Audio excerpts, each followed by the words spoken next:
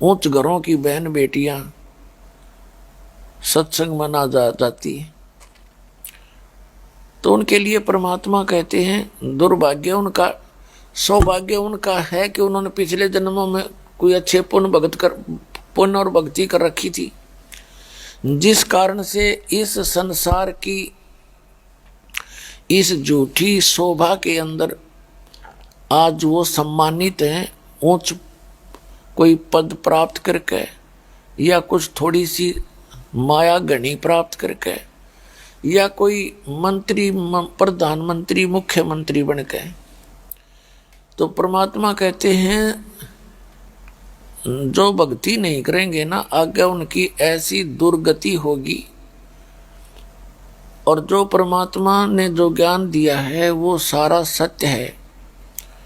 यदि हम भगवान के विधान को पालन नहीं करेंगे तो वो हमारी ही मूर्खता होगी। अब क्या बताते हैं परमात्मा कि वो ऊंचे घरों की बहू बेटियां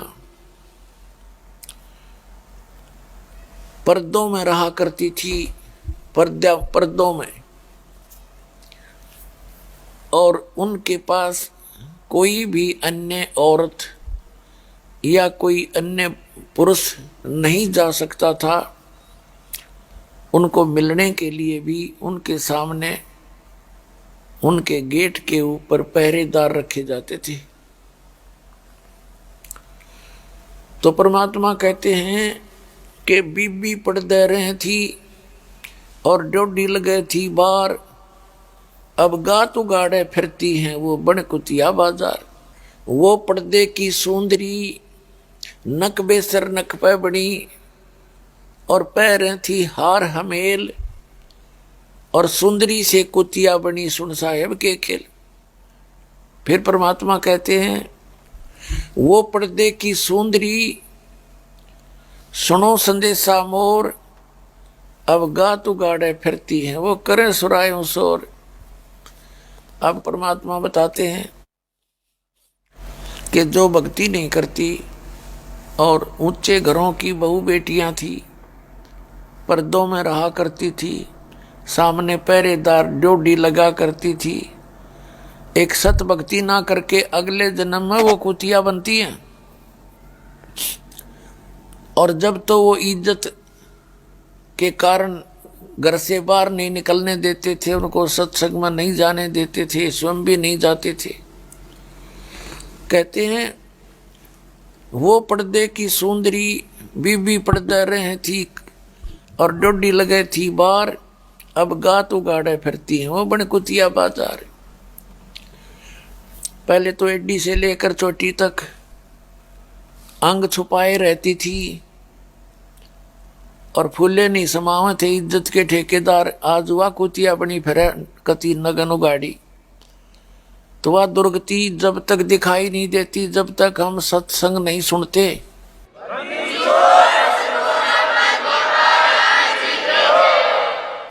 फिर परमात्मा कहते नक बेसर नक पे बनी, नाक के अंदर सोने के से बड़े बड़े टांग लिया करती, और पैरें थी हार हमेल, 9 लाख के हार पहरा करती गले में।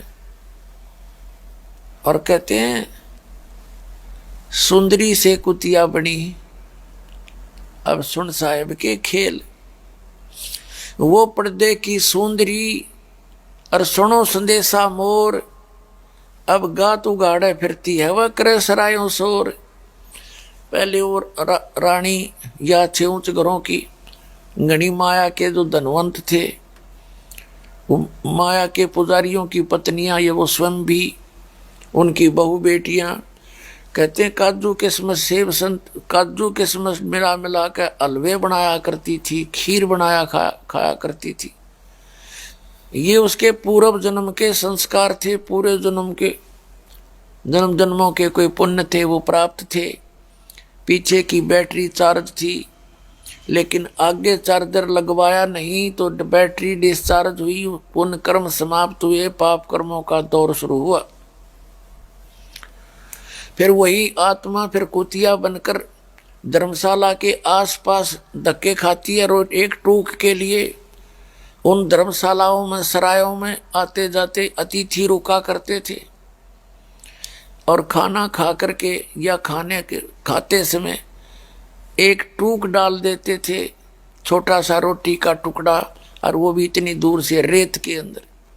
वो काजू और किशमिश की खीर और हलवे खाने वाली वो आत्मा, ऊंच घरों की वो बहू बेटियां आज कुतिया बनकर एक टूक के लिए तरस रही है और 10 ग्राम रेत साथ खा रही है उस टूक के, रोटी के, जब वो बकवाद ले ही नहीं पड़े थी उनकी।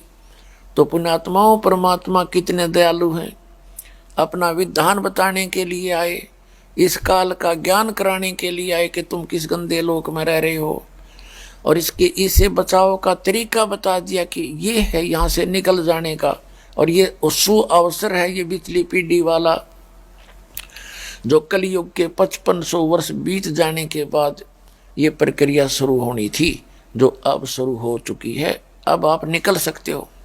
तो परमात्मा बताते हैं, कबीर हरि के नाम बिना वो राजा रसब हो।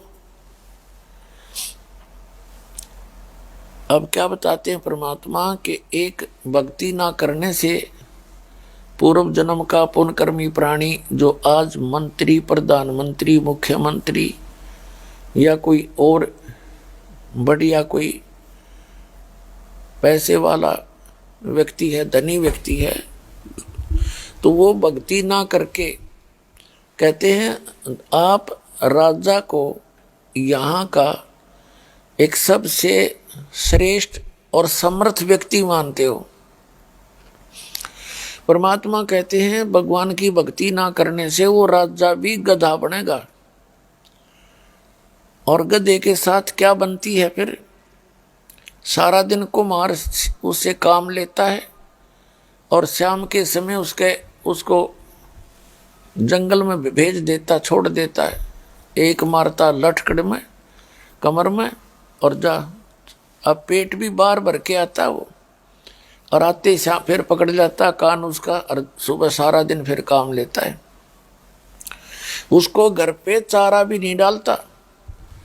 तो पुण्यात्माओं, जब आपकी यह भांग उतर जाएगी, जिस समय आपको ये ज्ञान समझ में आ जाएगा और आपकी भांग उतर जाएगी, जिसमें आप इस झूठे सुख में फूले फिर रहे हो, उस समय आपका ये सारी बात समझ में आवेंगी और सारी सत्य दिखाई देंगी।